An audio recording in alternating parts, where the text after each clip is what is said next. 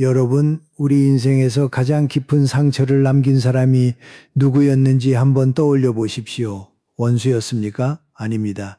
길에서 스쳐 지나간 남이었습니까? 그것도 아닙니다. 가장 깊은 상처는 언제나 가장 가까운 사람에게서 옵니다. 내 손을 잡아주던 사람, 내 이름을 다정하게 불러주던 사람, 나를 걱정한다면서 고개를 끄덕여주던 바로 그 사람입니다.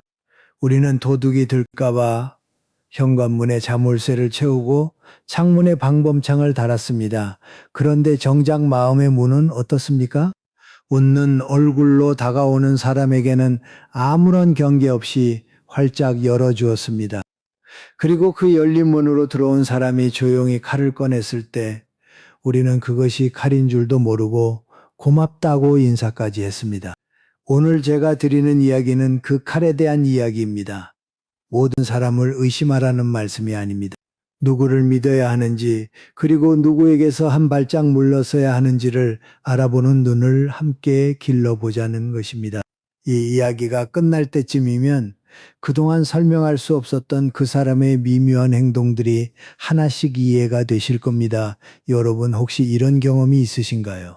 저녁을 혼자 드시고 그릇을 닦고 계시는데 문득 낮에 누군가가 했던 말 한마디가 떠오르는 겁니다. 그 자리에서는 그냥 웃으면서 넘겼습니다. 상대방이 걱정해 주는 거라고 생각했으니까요. 그런데 혼자 앉아서 곱씹어 보니까 이상합니다. 분명 나를 위한 말이었는데 왜 이렇게 가슴이 무거운 걸까? 욕을 한 것도 아닙니다. 손가락질을 한 것도 아닙니다. 오히려 손을 잡고 눈을 맞추며 걱정스러운 표정으로 한 말이었습니다. 그런데 그 말을 듣고 나서 하루 종일 기분이 가라앉았습니다. 가장 억울한 건 그 순간 아무 말도 못했다는 겁니다. 상대방이 나를 아끼는 마음으로 한 말인데 거기에 화를 내면 내가 속 좁은 사람이 되어버리니까요. 그래서 웃었습니다. 고맙다고 했습니다. 그런데 밤이 되니까 그 웃음이 목에 걸려서 내려가지 않는 겁니다. 혹시 지금 떠오르는 장면이 있으시다면 오늘 이야기는 바로 그 장면에서 시작됩니다. 그 말을 했던 사람들, 그리고 그 말 뒤에 숨어있던 진짜 얼굴에 대해서 이야기해 보겠습니다. 이야기를 시작하기 전에 여러분께 하나만 여쭤보겠습니다. 살면서 믿었던 사람에게 크게 실망한 경험이 있으시면 댓글에 1번을 적어 주십시오. 다행히 아직 그런 일을 겪지 않으셨다면 2번을 적어 주십시오. 우리 중에 얼마나 많은 분이 이런 아픔을 안고 계신지 한번 나눠보고 싶습니다. 자, 그럼 본격적으로 들어가 보겠습니다. 부산에 사시는 72살 최병호님의 이야기입니다. 최 선생님은 은퇴 후에 동네 공원에서 매일 아침 장기를 두셨습니다. 비가 오나 눈이 오나 아침 8시면 벤치에 앉아 계셨죠. 그 자리에서 만난 사람들이 최 선생님의 새로운 친구가 되었습니다. 퇴직하고 나면 갈 곳이 마땅치 않은데 매일 만나주는 사람들이 있다는 것만으로도 얼마나 든든했겠습니까? 그 중에 장 씨라는 사람이 있었습니다. 나이도 비슷하고 성격도 시원시원해서 최 선생님과 금방 가까워졌죠. 장기를 두면서 이런저런 이야기를 나누다 보면 하루가 금방 갔습니다. 최 선생님은 장 씨를 꽤 믿었습니다. 속 깊은 이야기도 했고 가족 걱정도 나눴습니다. 어느 날 장기판 앞에 67명이 둘러앉아 있는 자리에서 최 선생님이 무심코 말을 꺼냈습니다. 막내 아들이 38인데 아직 장가를 못 갔다는 이야기였습니다. 별 대단한 이야기가 아니었습니다. 요즘 결혼 안 하는 젊은이가 얼마나 많습니까? 그냥 아들 이야기가 나온 김에 한마디 한 것뿐이었습니다. 그런데 장 씨가 그 말을 받아서 한 말이 문제였습니다. 장 씨는 걱정스러운 표정을 지으며 이렇게 말했습니다. 최형, 아들이 수입도 괜찮다면서 왜 여태 혼자인 거야? 혹시 무슨 문제라도 있는 건 아니야? 내가 괜히 걱정이 돼서 그러는데 38이면 이제 슬슬 주변에서도 이상하게 볼 나이 아닌가? 순간 장기판 주변이 조용해졌습니다. 사람들의 시선이 최 선생님에게 쏠렸습니다. 최 선생님의 얼굴이 천천히 굳어졌습니다. 아들한테 무슨 문제가 있는 거냐는 말. 주변에서 이상하게 본다는 말 걱정이라는 포장지 안에 들어있는 그 말들이 장기판 위에 놓인 돌처럼 하나하나 무겁게 내려앉았습니다. 하지만 최 선생님은 아무 말도 할 수 없었습니다. 장 씨가 대놓고 욕을 한 것도 아니고 비꼰 것도 아니었으니까요. 걱정해 주는 건데 거기에 화를 내면 본인이 이상한 사람이 됩니다. 모임 분위기도 깨지고 소심하고 예민한 노인네라는 소리를 들을 게 뻔합니다. 결국 최 선생님은 입꼬리를 억지로 올리며 말했습니다. 뭐 요즘 젊은 애들이 다 그렇지. 걱정해줘서 고맙네. 그날 저녁 최 선생님은 이상한 일을 겪었습니다. 평소에 장기를 워낙 잘 두시는 분이었는데 그날 오후에는 세 판을 연달아 지셨습니다. 살면서 처음 있는 일이었습니다. 머릿속에서 장 씨의 말이 계속 맴돌았기 때문입니다. 혹시 무슨 문제라도 있는 건 아니야? 그 한마디가 귓속에서 벌레처럼 파고들어서 아무리 떨쳐도 나가지 않았습니다. 집에 돌아와서도 마찬가지였습니다. 최 선생님은 거실 소파에 앉아 한참을 멍하니 벽만 바라보셨습니다. 장 씨에게 화가 나는 게 아니었습니다. 자기 자신에게 화가 났습니다. 왜 아들 이야기를 꺼냈을까? 왜 그 자리에서 한마디도 못했을까? 왜 웃으면서 고맙다고 했을까? 여러분, 이 이야기가 남의 이야기 같지 않으시죠? 우리 주변에는 이런 사람이 꼭 한 명쯤은 있습니다. 대놓고 욕하는 사람이라면 차라리 낫습니다. 그 사람이 적이라는 걸 알 수 있으니까요. 하지만 걱정이라는 달콤한 옷을 입고 찾아오는 사람은 다릅니다. 이 사람들은 우리가 피를 흘리고 있는데도 내가 치료해 주는 거야 라고 말합니다. 그래서 우리는 피를 흘리면서도 고맙다고 인사를 하게 되는 겁니다. 심리학자들은 이런 행동을 수동적 공격이라고 부릅니다. 말 그대로 겉으로는 평화롭고 친절해 보이지만 그 안에 상대를 깎아내리려는 날카로운 의도가 숨어 있는 것입니다. 연구자들이 밝혀낸 흥미로운 사실이 있습니다. 우리 뇌는 이런 종류의 공격을 실제로 몸이 아픈 것과 비슷하게 처리한다고 합니다. 누군가 주먹으로 때리면 우리 몸은 즉시 피하거나 맞거나 반격합니다. 본능이 작동하는 거죠. 그런데 걱정이란 포장지로 감싼 공격은 다릅니다. 겉이 너무 부드러우니까 본능이 이것은 위험이 아니다라고 판단해 버립니다. 그래서 방어를 하지 못합니다. 마치 독이 들어있는데 맛은 달콤한 음식과 같습니다. 삼키고 나서야 속이 뒤틀리기 시작하는데 그때는 이미 독이 퍼진 뒤입니다. 그러면 장 씨는 도대체 왜 그랬을까요? 최 선생님의 아들이 미혼인 것이 장 씨한테 무슨 상관이길래 굳이 여러 사람 앞에서 꺼낸 걸까요? 여기에 핵심이 있습니다. 장 씨에게 중요했던 것은 최 선생님의 아들이 아닙니다. 장 씨에게 중요했던 것은 자기 자신입니다. 사람들 앞에서 최 선생님의 약점을 드러내면 상대적으로 자신이 올라갑니다. 나는 자식 농사를 잘 지었고 저 사람은 그렇지 못하다는 것을 은근히 확인시키는 거죠. 걱정이라는 이름을 빌려서요. 이것은 솜 안에 숨겨놓은 바늘과 같습니다. 솜은 부드럽습니다. 따뜻합니다. 누구나 안고 싶죠. 그런데 안으면 안을수록 바늘이 더 깊이 찔립니다. 문제는 바늘에 찔려서 피가 나는데도 솜이 하도 부드러우니까 이 통증이 바늘 때문인지 내가 예민한 건지 구분이 안 된다는 겁니다. 그래서 더 위험합니다. 여러분, 여기서 한 가지 분명히 해두고 싶은 것이 있습니다. 진짜로 걱정한 사람과 걱정을 가장한 사람은 결정적으로 다른 점이 하나 있습니다. 진짜로 누군가를 아끼는 사람은 아픈 이야기를 여러 사람 앞에서 꺼내지 않습니다. 아무도 없는 곳에서 조용히 손을 잡고 낮은 목소리로 괜찮냐고 묻습니다. 상대의 체면을 지켜주는 것, 그것이 진짜 걱정의 첫 번째 조건입니다. 반대로 남들 앞에서 누군가의 아픈 곳을 건드리는 사람은 걱정이 아니라 전시를 하는 겁니다. 나는 이 사람의 약점을 알고 있다. 나는 이 사람보다 나은 위치에 있다. 그것을 관객들에게 보여주는 무대인 거죠. 그렇다면 우리는 어떻게 해야 할까요? 여기서 화를 낼 필요는 없습니다. 목소리를 높일 필요도 없습니다. 다만 경계선 하나만 분명히 그으시면 됩니다. 다음에 누군가 여러 사람 앞에서 여러분의 개인적인 이야기를 걱정이라는 이름으로 꺼낸다면 이 한마디만 기억하십시오. 고마운데 그 일은 내가 알아서 하고 있어. 짧고 단호하게 웃을 필요도 없고 설명할 필요도 없습니다. 그리고 자연스럽게 화제를 돌리십시오. 경계선이란 것은 높은 담장이 아닙니다. 바닥에 그은 선 하나입니다. 상대가 그 선을 넘으려 할 때 조용히 한 발짝 뒤로 물러서면 됩니다. 그것만으로 충분합니다. 여러분의 아픈 곳은 여러분만의 것입니다. 누군가의 우월감을 채워주기 위해 꺼내 놓을 물건이 아닙니다.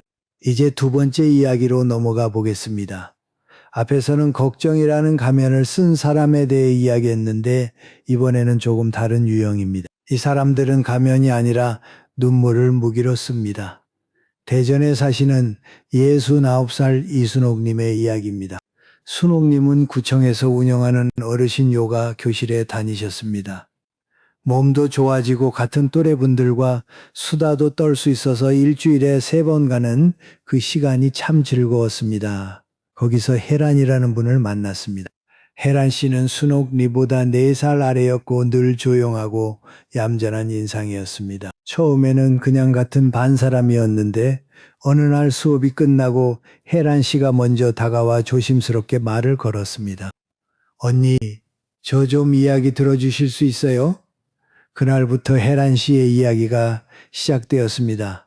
남편이 바람을 피우다 집을 나갔다는 것, 딸이 외국에 가서 연락이 뜸하다는 것, 생활비가 빠듯해서 반찬을 제대로 못 해 먹는다는 것.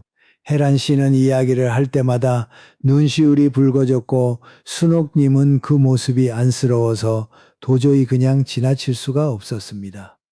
순옥님은 원래 정이 많은 분이셨습니다.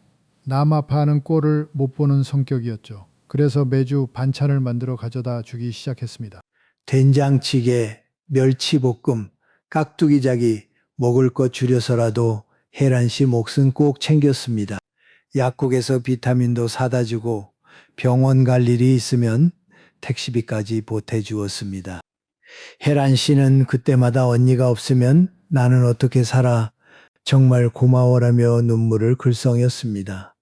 순옥님은 그 말이 좋았습니다. 누군가에게 필요한 사람이 된다는 것, 은퇴 후에 쓸모 없어진 것 같은 기분이 들 때 혜란 씨의 그 말 한마디가 순옥님에게는 존재의 이유 같은 것이었습니다. 그런데 이상한 일이 생기기 시작했습니다. 순옥님이 허리 디스크가 심해져서 한동안 요가 교실에 나가지 못하게 되었습니다. 허리를 제대로 펴지도 못해서 혼자 장 보러 가는 것조차 힘든 상황이었죠. 순옥님은 혜란 씨에게 전화를 걸었습니다.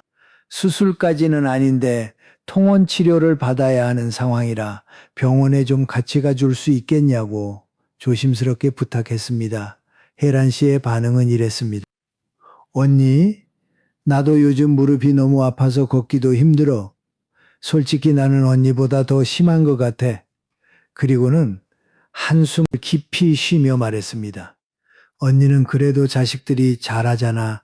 나는 딸도 연락 안 하고 남편도 없고 나 같은 사람은 진짜 어떻게 살아야 하는 건지 모르겠다. 순옥님은 전화기를 들고 한참을 멍하니 서 있었습니다. 내가 아파서 도움을 요청했는데 돌아온 것은 도움이 아니라 상대방이 나보다 더 힘들다는 이야기였습니다. 그리고 묘하게도 순옥님은 미안한 마음이 들었습니다. 나보다 더 힘든 사람한테 부탁을 했구나. 내가 너무 이기적이었나. 한 달쯤 뒤 순옥님의 딸이 문자를 보내왔습니다. 엄마, 이 사진 혜란 이모 맞지? 딸이 보내준 것은 혜란 씨의 소셜미디어 사진이었습니다. 경주 불국사 앞에서 다른 친구들과 환하게 웃고 있는 사진. 무릎이 아파서 걷지도 못한다던 사람이 경주를 여행하고 있었습니다. 사진 속 혜란 씨는 새 옷을 입고 있었고 표정이 그렇게 밝을 수가 없었습니다. 그날 저녁 순옥님은 부엌에 서 계셨습니다. 냉장고 문을 열었는데 거기에 혜란 씨에게 가져다 주려고 아침에 끓여놓은 미역국이 들어있었습니다. 순옥님은 그 미역국을 한참 동안 들여다보셨습니다. 아무 말 없이 냄비를 꺼내서 싱크대에 부었습니다. 국물이 배숙으로 빠져나가는 것을 바라보는 순옥님의 손이 떨리고 있었습니다. 미역국이 아까워서가 아니었습니다. 그 미역국에 담긴 수개월간의 마음이 배숙으로 함께 흘러가는 것 같았기 때문입니다. 여러분, 그 국물을 버리는 손이 떨렸을 겁니다. 아끼는 마음을 쏟아부었는데 그 마음이 아무 의미도 아니었다는 걸 알게 되는 순간 정이란 게 참 잔인할 때가 있습니다. 잠깐 숨 한번 고르시죠. 여러분 주변에도 혜란 씨 같은 사람이 있으실 겁니다. 이런 사람들에게는 뚜렷한 패턴이 있습니다. 첫째, 자신은 항상 피해자입니다. 어떤 상황에서도 자기가 가장 불쌍한 사람이어야 합니다. 둘째, 여러분이 힘들다고 하면 즉시 자기가 더 힘들다는 방향으로 이야기를 돌립니다. 여러분의 아픔은 무대에서 밀려나고 그 자리를 자기 아픔이 차지합니다. 셋째, 여러분이 도움을 주리려 하면 나를 버리는 거냐는 식으로 죄책감을 심어줍니다. 우리는 흔히 이렇게 생각합니다. 저 사람이 저렇게 힘들다는데 내가 안 도와주면 나는 나쁜 사람 아닌가? 이 생각이 바로 함정입니다. 한번 뒤집어서 생각해 보십시오. 정말로 힘든 사람은 오히려 남에게 폐가 될까봐 쉽게 입을 열지 못합니다. 도움을 받으면 어쩔 줄 몰라 하면서 진심으로 감사해야 합니다. 그리고 상대방도 힘들다고 하면 진심으로 걱정합니다. 하지만 감정을 무기로 쓰는 사람은 다릅니다. 도움을 받아도 그것으로 충분하지 않습니다. 감사보다 더 많은 요구가 돌아옵니다. 그리고 여러분이 한 발짝 물러서려 하면 배신이다, 실망이다 라는 말이 튀어나옵니다. 이 말 앞에서 우리는 꼼짝도 못합니다. 특히 정을 중요하게 여기며 살아온 우리 세대에게 누군가를 버렸다는 말은 가슴에 대못을 박는 것이나 마찬가지니까요. 그래서 오늘 한 가지 기준을 드리겠습니다. 앞으로 누군가가 도움을 요청할 때 바로 응하지 마시고 마음속으로 세 가지만 물어보십시오.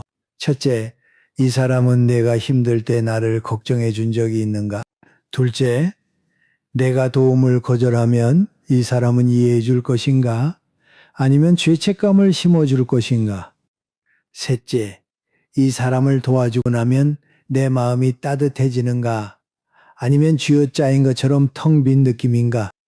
세 가지 중에 두 가지 이상이 불편한 쪽으로 기울어진다면 한 발짝 물러서셔도 괜찮습니다.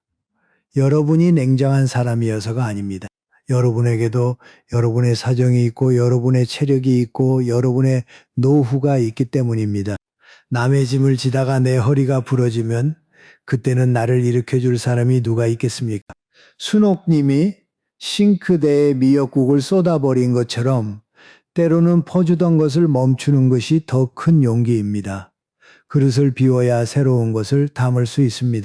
여러분의 따뜻한 마음은 그것을 진심으로 받아줄 사람에게 쓰여야 합니다. 이쯤에서 여러분께 한 말씀 부탁드리겠습니다.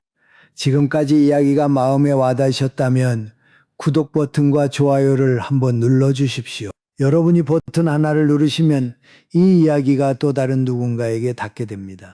어쩌면 지금 이 밤에 혼자 앉아 계신 어떤 분이 순옥님처럼 냉장고 앞에 서 계실지도 모릅니다. 그분에게 이 이야기가 가닿을 수 있도록 작은 힘을 보태 주십시오. 자, 이제 조금 다른 이야기를 해보겠습니다. 앞에서는 걱정이라는 가면과 눈물이라는 무기를 쓰는 사람들에 대해 이야기했습니다. 이번에는 더 조용한 배신에 대해 이야기해 보려 합니다. 소리 없이 사라지는 사람들입니다. 인천에 사시는 67살 박정혜님의 이야기입니다. 정혜님은 30년 넘게 초등학교 교사로 일하셨습니다. 마지막 10년은 교장 선생님이셨죠. 학교에서 정혜님을 모르는 사람이 없었습니다. 후배 교사들은 정혜님을 따랐고 학부모들도 신뢰했습니다. 교직에 있는 동안 정혜님의 전화기는 쉴 틈이 없었습니다. 명절 인사, 생일 축하, 뭔가를 부탁하는 전화, 식사 초대, 정혜님은 그것이 당연한 줄 알았습니다. 내가 이만큼 관계를 잘 쌓아왔으니까 이 사람들이 나를 좋아하는 거라고 생각했습니다. 퇴임식 날 정혜님은 큰 결심을 했습니다. 가장 가까웠던 동료 20명을 집으로 초대해서 제대로 된 저녁을 대접하기로 한 것입니다. 퇴직금도 나왔겠다. 30년 동안 함께한 사람들과 따뜻하게 한상 차리고 싶었습니다. 일주일 전부터 준비를 시작했습니다. 메뉴를 짰고 장을 보았고 집안을 구석구석 청소했습니다. 특별히 신경 쓴 것이 하나 있었습니다. 후배 윤 선생님이 좋아하는 소고기 장조림이었습니다. 윤 선생님은 정혜님이 학교에서 가장 아끼던 후배였습니다. 울면서 고민 상담을 하러 오면 정혜님이 직접 만든 장조림을 내주며 이야기를 들어주곤 했죠. 그래서 소고기를 사러 새벽 4시에 시장에 나갔습니다. 윤 선생님이 맛있게 먹는 얼굴이 벌써부터 눈에 그려졌습니다. 약속 당일 저녁 6시. 테이블 위에 20명분의 그릇이 놓여 있었습니다. 반찬은 12가지, 소고기 장조림은 윤 선생님 자리 가까이에 놓아두었습니다. 정혜님은 현관 앞에 서서 기다렸습니다. 6시 30분 2명이 왔습니다. 7시 1명이 더 왔습니다. 7시 1명이 더 왔습니다. 그게 전부였습니다. 20명 중 4명. 나머지 16명 중에 미리 연락을 준 사람은 3명이었고 13명은 아무 말이 없었습니다. 윤 선생님도 오지 않았습니다. 문자 한 통 없었습니다. 정혜님은 4명의 손님 앞에서 웃었습니다. 다들 바쁜가 보다.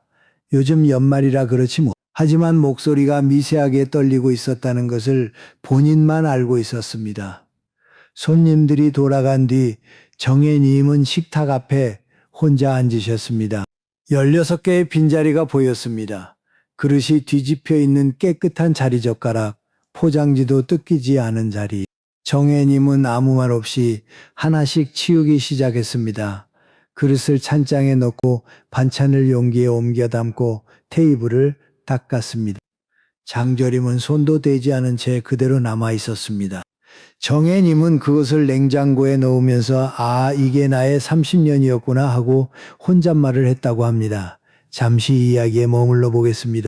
새벽 4시에 시장에 나가서 누군가를 위해 장조림을 만든다는 것은 단순히 음식을 준비하는 것이 아닙니다. 그 안에는 30년 동안 쌓아온 믿음이 들어 있습니다. 그 장조림이 손도 대지 않은 채 냉장고로 들어갈 때 함께 들어간 것은 고기가 아니라 그 믿음입니다. 로마의 철학자 세네카는 이런 말을 남겼습니다. 내가 진짜 누구인지 알고 싶으면 행운이 떠난 뒤를 보라. 제가 이 말을 처음 읽었을 때 이런 생각이 들었습니다. 바닷가에 서 보신 적 있으시죠? 밀물때는 바닷물이 모래사장을 덮고 있어서 모래 위에 뭐가 있는지 안 보입니다. 돌멩이가 있는지 유리 조각이 있는지 예쁜 조개가 있는지 알 수가 없습니다. 그런데 썰물이 되어 물이 쭉 빠지고 나면 그제야 보입니다. 여기에 이런 것들이 있었구나. 인간관계도 마찬가지입니다. 내가 자리에 있을 때, 내가 무언가를 줄 수 있을 때는 밀물이라서 누가 진짜이고 누가 가짜인지 보이지 않습니다. 하지만 은퇴를 하고 건강이 나빠지고 줄 것이 없어지면 썰물이 옵니다. 그때 모래 위에 남아있는 사람이 진짜입니다. 정혜님의 이야기에서 제가 주목하는 것은 16명이 안 온 것이 아닙니다. 4명이 왔다는 것입니다. 그 4명은 정혜님이 교장이라서 온 것이 아닙니다. 정혜님이라는 사람이 좋아서 온 겁니다. 명함이 아니라 사람을 보고 온 겁니다. 여러분 혹시 비슷한 경험이 있으시다면 떠난 사람의 숫자를 세지 마십시오. 남은 사람의 이름을 세십시오. 그 이름들이 여러분의 진짜 재산입니다. 우리 정원에 있는 나무 한 그루를 떠올려 보시겠습니까? 복숭아 나무나 벚나무 같은 꽃이 화려한 나무 말입니다. 봄에 꽃이 활짝 피면 벌과 나비가 구름처럼 몰려옵니다. 꽃향기에 취해서 이리저리 바쁘게 날아다니죠. 하지만 겨울이 되어 꽃이 지고 잎이 떨어지면 벌도 나비도 자취를 감춥니다. 앙상한 가지만 남은 그 나무에는 아무도 찾아오지 않는 것 같습니다. 그런데 가만히 보면 참새 한 마리가 마른 가지 위에 앉아 있습니다. 꽃이 없어도 열매가 없어도 그 나무에 앉아 있는 참새. 그 참새는 꽃 때문에 온 것이 아닙니다. 그냥 그 나무이기 때문에 거기 앉은 겁니다. 여러분의 인생에서 그 참새가 누구인지 한번 생각해 보십시오. 여기까지 이야기하면서 우리는 걱정의 가면을 쓴 사람, 눈물을 무기로 쓰는 사람, 그리고 이익이 사라지면 소리 없이 떠나는 사람에 대해 살펴보았습니다. 세 가지 모두 남의 이야기처럼 들리실 수도 있지만 동시에 마음 한쪽이 불편하신 분도 계실 겁니다. 왜냐하면 지금부터 제가 드릴 이야기는 조금 다른 방향이기 때문입니다. 카메라를 밖이 아니라 안으로 돌려보겠습니다. 혹시 우리 자신도 누군가에게 그런 사람이었던 적은 없을까요? 서울에 사시는 74살 김동수님의 이야기입니다.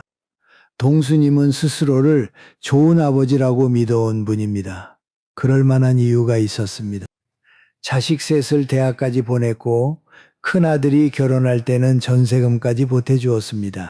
새벽부터 밤늦게까지 일해서 번 돈을 오롯이 가족에게 쏟아부은 인생이었습니다.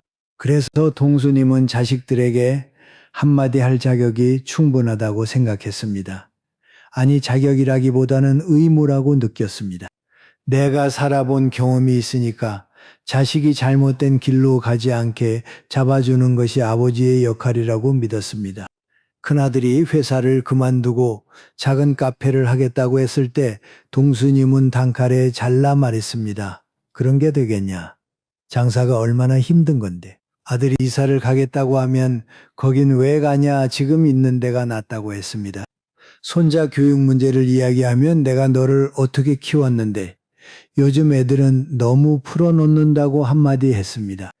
동수님에게는 이 모든 것이 사랑이었습니다. 내가 74년을 살아보니까 그렇더라. 내가 3년 뒤에 후회할 일을 내가 미리 막아주는 거다. 이것이 동수님의 진심이었습니다. 그런데 어느 순간부터 아들의 전화가 뜸해졌습니다. 명절에 와도 일찍 가버렸습니다. 밥상에 앉아도 아들은 거의 말이 없었습니다. 동수님은 화가 났습니다. 내가 이렇게까지 해줬는데 고마운 줄을 모르나. 요즘 자식들은 은혜를 모른다. 하지만 화만 날 뿐 이유를 몰랐습니다. 어느 날 며느리가 긴 문자를 보내왔습니다. 며느리는 평소 말이 적은 사람이었습니다. 그런 사람이 긴 글을 보내왔다는 것 자체가 무언가 단단히 결심을 했다는 뜻이었죠. 문자의 내용은 이랬습니다. 아버님, 남편은 아버님을 미워하는 게 아닙니다. 무서워하는 겁니다. 아버님을 만나고 오면 며칠 동안 말이 없어요. 자기가 뭘 해도 아버님한테는 틀린 것 같다고 합니다. 40이 넘었는데 아버님 앞에만 서면 10살짜리로 돌아간다고 합니다. 저는 남편이 걱정됩니다. 아버님이 남편을 사랑하시는 거 압니다. 하지만 그 사랑이 지금 남편을 짓누르고 있습니다. 동수님은 그 문자를 읽고 한참을 움직이지 못했습니다. 무서워한다고? 내 아들이 나를? 그날 밤 동수님은 잠이 오지 않았습니다. 거실로 나와 책장 아래 서랍에서 오래된 사진첩을 꺼냈습니다. 먼지가 소복이 쌓여 있었습니다. 한 장 한 장 넘기다가 한 장에서 손이 멈췄습니다. 아들이 5살 때 사진이었습니다. 놀이공원에서 솜사탕을 들고 입가에 설탕을 잔뜩 묻힌 채 까르르 웃고 있었습니다. 그 웃음이 어찌나 환한지 사진을 보는 것만으로도 웃음이 날 정도였습니다. 동수님은 그 사진을 들고 오래 앉아 계셨습니다. 마지막으로 아들이 이렇게 웃는 걸 본 게 언제였는지 떠올려 보았습니다. 떠오르지 않았습니다. 적어도 아버지인 자기 앞에서 이렇게 웃는 것은 아주 오래전에 멈춘 것 같았습니다. 혹시 지금 떠오르는 얼굴이 있으신가요? 불편하시다면 그게 정답일 수 있습니다. 이 이야기를 드리는 것은 동수님이 나쁜 아버지라서가 아닙니다. 오히려 동수님은 좋은 아버지가 되고 싶었기 때문에 더 세게 잡았던 겁니다. 문제는 좋은 의도가 좋은 결과를 보장하지 않는다는 것입니다. 심리학자들이 말하는 인지적 사각지대라는 것이 있습니다. 우리는 남의 실수는 아주 잘 보면서도 자기 자신의 실수는 거의 보지 못합니다. 특히 내 의도가 선하다고 믿을 때 이 사각지대는 더 넓어집니다. 나는 좋은 마음으로 한 말인데 상대가 상처를 받았다면 그건 상대가 예민한 거라고 생각합니다. 쉽게 말하면 이렇습니다. 오랫동안 음식을 해온 분들 계시죠? 매일 간을 하다 보면 내 손이 짠맛에 익숙해집니다. 본인은 적당하다고 느끼는데 다른 사람이 먹어보면 짜다고 합니다. 본인 혀가 이미 길들여져서 짠 걸 짠 줄 모르는 겁니다. 우리의 말도 마찬가지입니다. 내가 수십 년 동안 이런 방식으로 말해왔으니까 이게 당연하다고 느낍니다. 하지만 듣는 쪽에서는 짤 수 있습니다. 심하게 짤 수 있습니다. 여러분, 우리가 앞에서 살펴본 사람들, 걱정을 가장해 공격하는 사람, 눈물로 조종하는 사람, 이익이 없으면 떠나는 사람, 그들의 공통점이 뭐였습니까? 전부 나는 잘못한 게 없다고 믿고 있었다는 점입니다. 장 씨도 나는 걱정해 준 것뿐이라고 생각했을 겁니다. 혜란 씨도 나는 진짜 힘든 사람이라고 믿었을 겁니다. 그래서 여기서 한번 뒤집어 볼 필요가 있습니다. 혹시 나도 내 아이에게, 내 배우자에게, 내 며느리에게, 내 친구에게 좋은 의도라는 포장지로 감싼 무거운 짐을 지워주고 있는 것은 아닐까? 아이를 위해서라는 이름으로 아이의 선택을 부정한 적은 없을까? 너를 걱정해서 그래라는 말로 상대방의 입을 막아버린 적은 없을까? 이것은 부끄러운 질문이 아닙니다. 오히려 이 질문을 할 수 있다는 것 자체가 용기입니다. 왜냐하면 남의 잘못을 찾는 것은 쉽지만 내 잘못을 인정하는 것은 자존심이 허락하지 않기 때문입니다. 동수님이 그 사진첩 앞에서 오래 앉아 계셨던 것은 아들이 보고 싶어서만이 아니었습니다. 그 환하게 웃던 아이를 웃지 못하게 만든 것이 혹시 나였을까? 그 질문 앞에서 멈춰 섰기 때문입니다. 우리가 흔히 하는 말 중에 이런 것이 있습니다. 내가 너를 어떻게 키웠는데 이 말에는 나는 자격이 있다는 전제가 깔려 있습니다. 맞습니다. 여러분은 자격이 있습니다. 하지만 한번 생각해 보십시오. 그 자격으로 얻고 싶은 것이 무엇입니까? 내 말을 듣는 자식입니까? 아니면 나를 편안하게 찾아오는 자식입니까? 둘 다일 수는 없을 때가 많습니다. 자녀에게 줄 수 있는 가장 큰 선물이 무엇인지 아십니까? 돈이 아닙니다. 집이 아닙니다. 틀려도 괜찮다는 허락입니다. 스스로 넘어지고 스스로 일어설 수 있게 한 발짝 뒤에서 지켜보는 것, 그것도 희생입니다.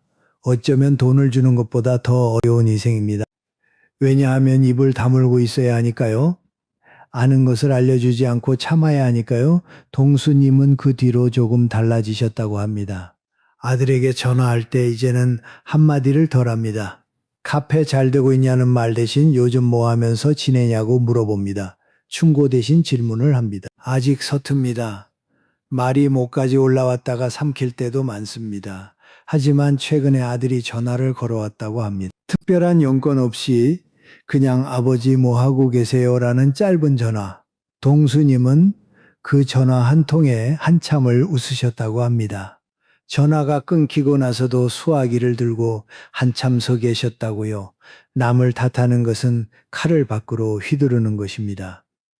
하지만 나를 돌아보는 것은 칼을 내려놓는 것입니다.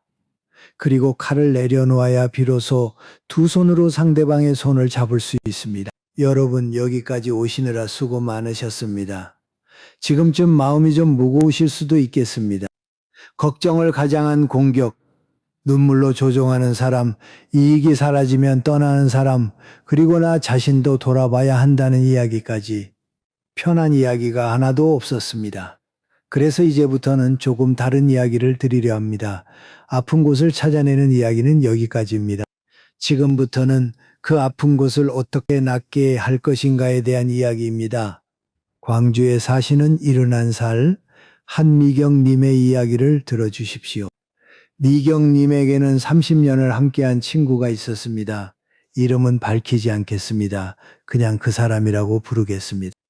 젊은 시절 같은 시장에서 장사를 했고 아이들 키우면서 서로 반찬도 나눠 먹고 남편들 흉도 보고 명절이면 함께 송편도 빚었습니다. 미경님에게 그 사람은 친구 이상이었습니다. 언니 같기도 하고 동생 같기도 한 가족 같은 존재였습니다. 그런데 5년 전 그 사람에게 큰 돈을 빌려주는 일이 생겼습니다.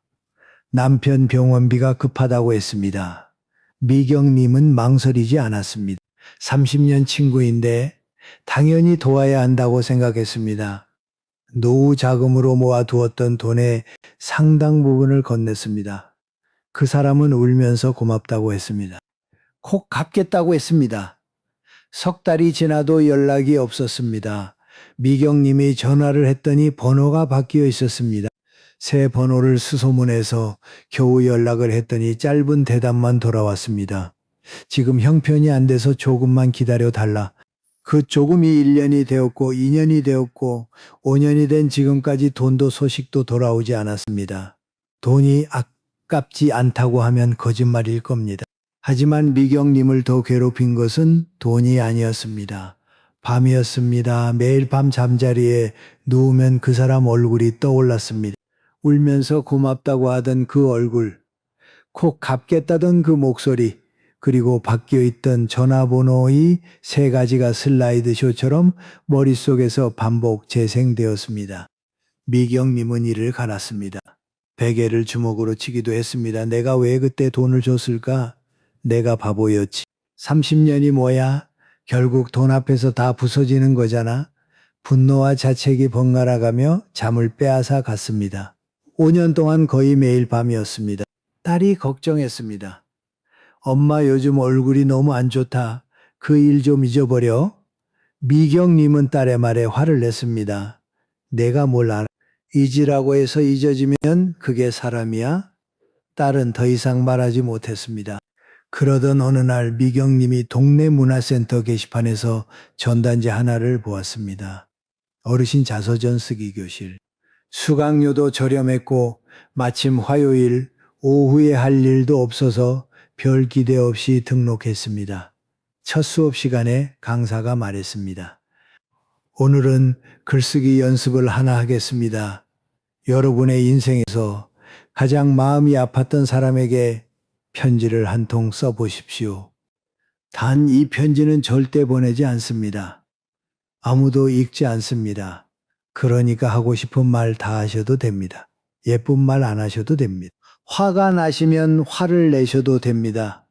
미경님은 펜을 들었습니다. 처음에는 손이 움직이지 않았습니다. 뭘 써야 할지 몰랐습니다. 그런데 첫 줄을 쓰고 나니까 멈출 수가 없었습니다. 내가 나한테 어떻게 그럴 수 있냐? 30년이 그것밖에 안 되는 거였냐? 내가 널 얼마나 믿었는데 내가 얼마나 많은 밤을 뜬 눈으로 보냈는지 너는 아느냐? 미경님은 쓰다가 울었습니다. 울다가 또 썼습니다. 4장을 채웠습니다. 글자가 삐뚤빼뚤했습니다. 눈물이 떨어져서 번진 곳도 있었습니다. 하지만 미경님은 멈추지 않았습니다. 마지막 줄에 이렇게 썼습니다. 나는 너를 미워하는 것도 지쳤다. 이제 그만 놓겠다. 수업이 끝나고 강사가 말했습니다. 이 편지를 어떻게 할지는 각자 결정하시면 됩니다. 간직하셔도 되고 찢으셔도 되고 태우셔도 됩니다. 미경님은 집에 돌아와서 옥상에 올라갔습니다. 작은 양은 냄비를 가져가서 편지를 넣고 라이터를 켰습니다. 종이가 타기 시작했습니다. 모서리부터 갈색으로 말려 올라가면서 글씨가 하나씩 사라졌습니다. 미경님의 손글씨, 그 떨리는 획들이 불꽃 속에서 일그러지다가 하얀 재가 되었습니다. 바람이 불어서 재가 날아갔습니다. 옥상 너머로 저녁 하늘 쪽으로 미경님은 그것을 바라보면서 한참을 서 계셨습니다. 재가 바람에 날아가는 걸 보면서 미경님은 처음으로 웃었다고 합니다. 크게 웃은 것은 아닙니다. 입꼬리가 살짝 올라간 정도. 하지만 5년 만에 처음이었습니다. 용서라는 건 생각보다 조용한 겁니다. 미경님은 나중에 이렇게 말씀하셨습니다. 나는 그 사람을 용서한 게 아니에요. 그 사람은 용서받을 자격이 없어요. 내가 용서한 건 나 자신이에요. 사람을 잘못 본 나, 돈을 빌려준 나, 바보 같았던 나를 용서한 거예요. 그랬더니 비로소 잠이 오더라고요. 로마 황제이자 철학자였던 마르쿠스 아우렐리우스는 이런 말을 남겼습니다. 최고의 복수는 그 사람과 같은 인간이 되지 않는 것이다. 제가 이 말을 처음 읽었을 때 머리로는 이해가 되는데 가슴으로는 잘 안 왔습니다. 배신한 사람을 용서하라고? 그게 말이 되나? 하지만 미경님의 이야기를 듣고 나서야 알겠더군요. 용서는 상대방에게 주는 선물이 아닙니다. 나한테 주는 선물입니다. 5년 동안 매일 밤 그 사람 얼굴을 떠올리면서 이를 갈았다는 것은 5년 동안 그 사람의 짐을 내가 대신 지고 있었다는 뜻입니다. 그 사람은 아마 편히 자고 있었을 겁니다. 잠을 못 잔 것은 미경님이었습니다. 용서는 그 짐을 내려놓는 것입니다. 상대를 위해서가 아니라 내 어깨를 위해서요. 그렇다고 용서가 쉽다는 말씀은 드리지 않겠습니다. 쉬웠으면 미경님이 5년이나 걸리지 않았겠죠. 다만 한 가지 방법을 소개해 드리고 싶습니다. 미경님이 했던 것처럼 아주 작은 의식을 해보시는 겁니다. 종이 한 장이면 됩니다. 거기에 그 사람 이름을 쓰십시오. 그때 내가 느꼈던 감정을 쓰십시오. 예쁘게 쓸 필요 없습니다. 맞춤법 틀려도 됩니다. 아무도 안 볼 겁니다. 다 쓰셨으면 한 번만 읽어보십시오. 한 번이면 됩니다. 그리고 그 종이를 찢으시든 태우시든 원하시는 대로 하십시오. 그리고 나서 그 사람이 또 떠오를 때 마음속으로 이 한마디만 하십시오. 그 일은 끝났다. 나는 지금 여기 있다. 처음에는 안 믿어집니다. 거짓말처럼 느껴집니다. 괜찮습니다. 믿지 않아도 됩니다. 그냥 말만 하시면 됩니다. 10번쯤 하다 보면 어느 날 문득 정말로 그 일이 좀 멀어져 있는 것을 느끼시게 될 겁니다. 10분이면 됩니다. 5분도 괜찮습니다. 한 줄을 쓰든 10장을 쓰든 상관없습니다. 중요한 것은 시작하는 것입니다. 자, 이제 마지막 이야기로 가보겠습니다. 지금까지 우리는 아픈 곳을 찾아내고 그것을 치유하는 이야기를 했습니다. 이제는 치유된 그 자리에 무엇을 심을 것인가에 대한 이야기입니다. 대구에 사시는 68살 윤재호님의 이야기입니다. 재호님은 30년 넘게 은행에서 일하셨습니다. 지점장까지 하신 분이라 인맥이 넓기로 소문이 나 있었죠. 한 달에 골프 약속만 10번 넘게 잡혔고 주말이면 경조사의 결혼식에 돌잔치에 정신없이 뛰어다녔습니다. 재호님의 휴대폰에는 이름을 다 기억하지도 못할 만큼 많은 번호가 저장되어 있었습니다. 그런데 2년 전 재호님에게 경미한 뇌졸중이 왔습니다. 다행히 크게 후유증이 남지는 않았지만 의사가 단호하게 말했습니다. 스트레스를 확 줄이셔야 합니다. 생활 방식을 바꾸지 않으시면 다음에는 장담할 수 없습니다. 병원 침대에 누워서 재호님은 생각했습니다. 내 인생에서 스트레스가 뭘까?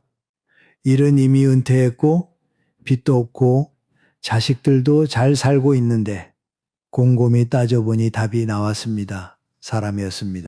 가고 싶지 않은 모임에 억지로 나가는 것 속으로는 짜증이 나는데 겉으로는 웃어야 하는 것.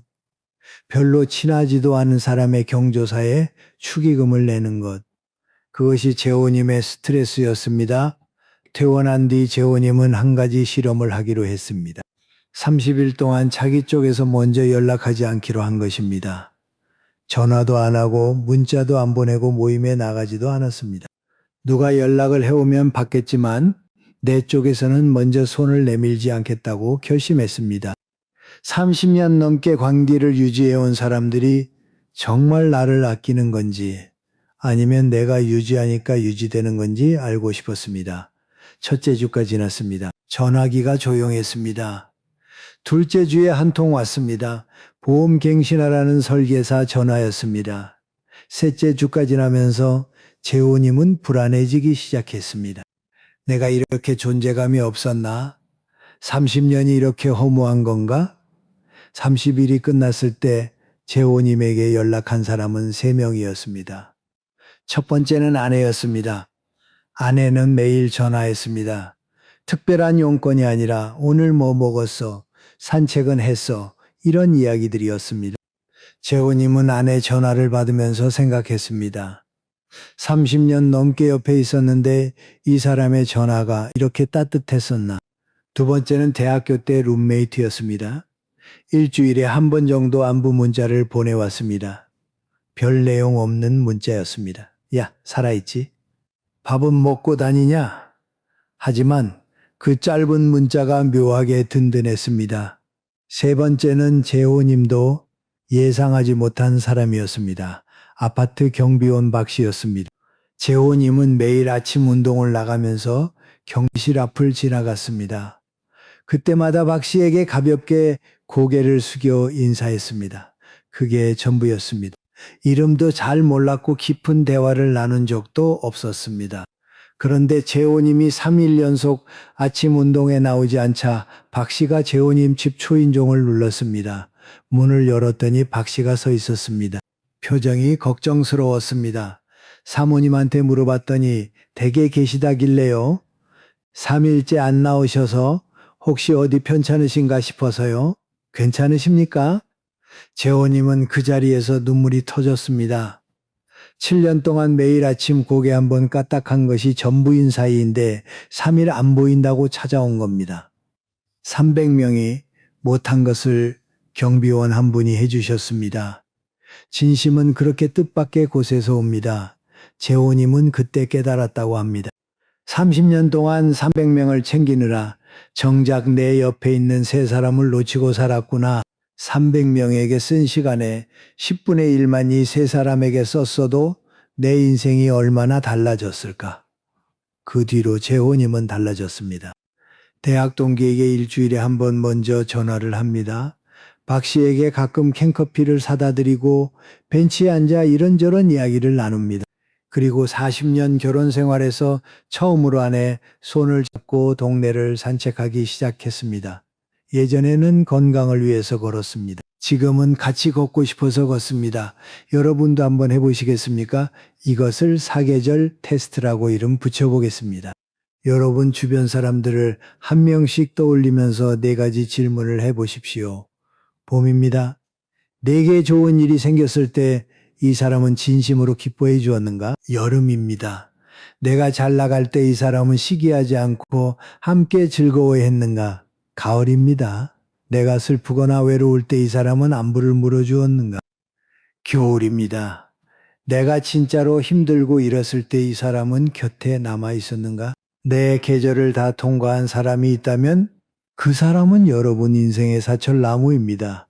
봄, 여름, 가을, 겨울 언제 봐도 푸른 나무. 그런 사람이 한 명이라도 있다면 여러분은 충분히 부자입니다.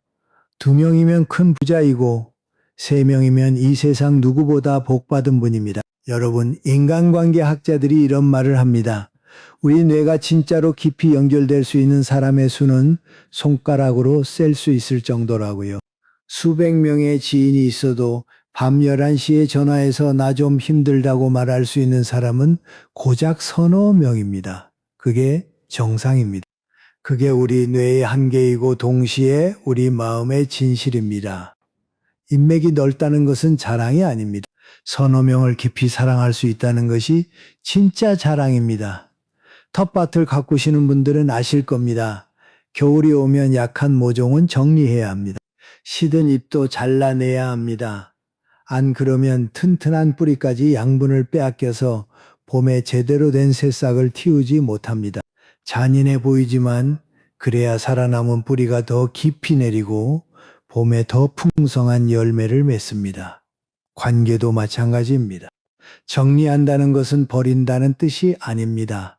남은 것을 더 소중히 하겠다는 뜻입니다.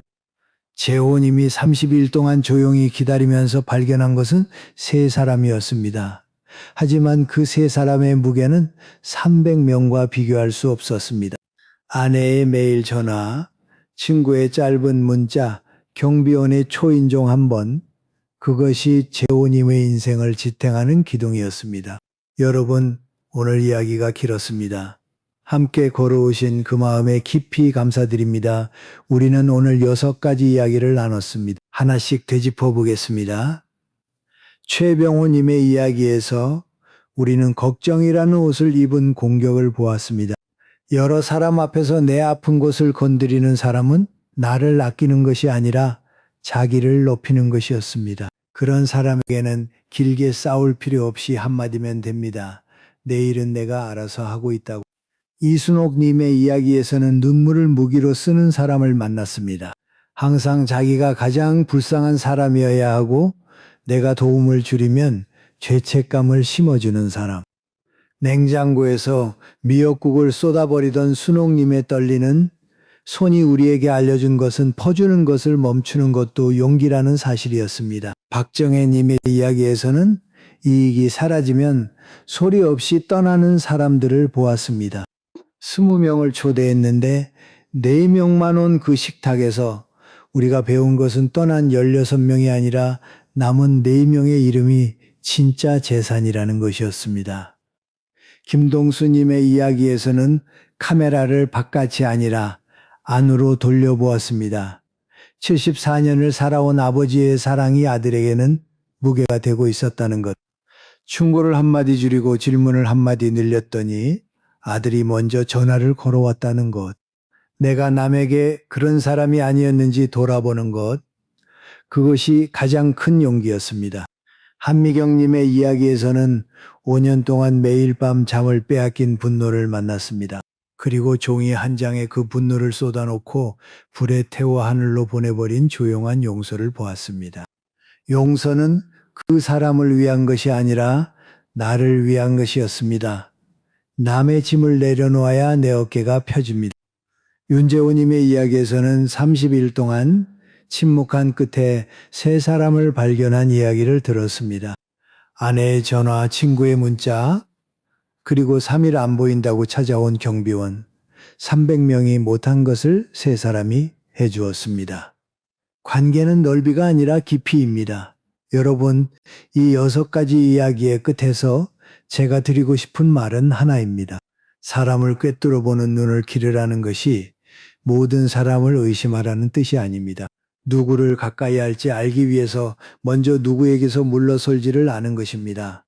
그리고 무엇보다 나 자신을 들여다보는 것입니다. 옛 현인이 이런 말을 남겼습니다.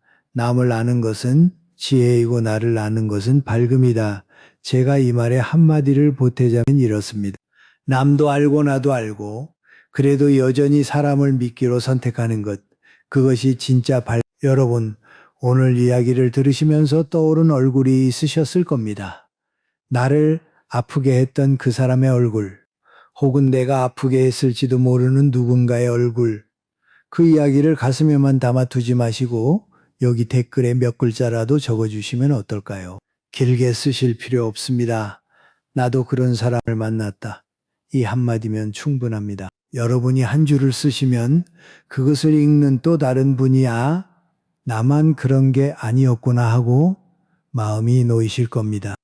여기는 누구도 판단하지 않는 곳입니다. 우리끼리 조용히 마음을 나누는 곳입니다.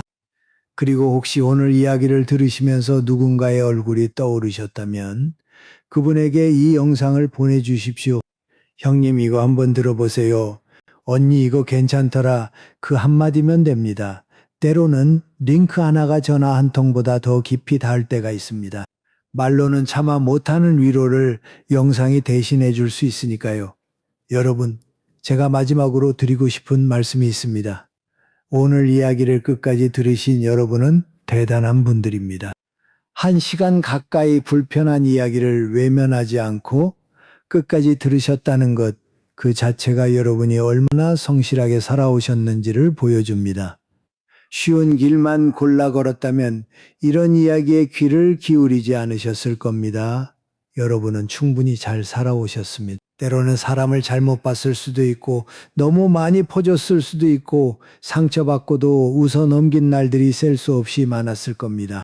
하지만 그 모든 것이 여러분을 여기까지 데려왔습니다. 지금 이 자리에 앉아서 아직도 배우려 하고 아직도 더 나은 관계를 원하고 아직도 사람을 믿고 싶어 하는 여러분. 그것만으로도 충분히 귀한 분입니다. 오늘 밤 잠자리에 누우실 때 5년 전 그 사람의 얼굴 대신 오늘 들은 이야기 중에 마음에 남는 한 문장만 떠올려 보십시오. 어쩌면 평소보다 잠이 조금 더 편안히 올지도 모릅니다. 저는 내일도 여기 있겠습니다. 같은 시간에 같은 목소리로 여러분을 찾아뵙겠습니다. 여러분은 지금까지 충분히 잘 살아오셨습니다. 그리고 남은 날들은 부디 여러분 자신에게 좋은 사람이 되어 주십시오.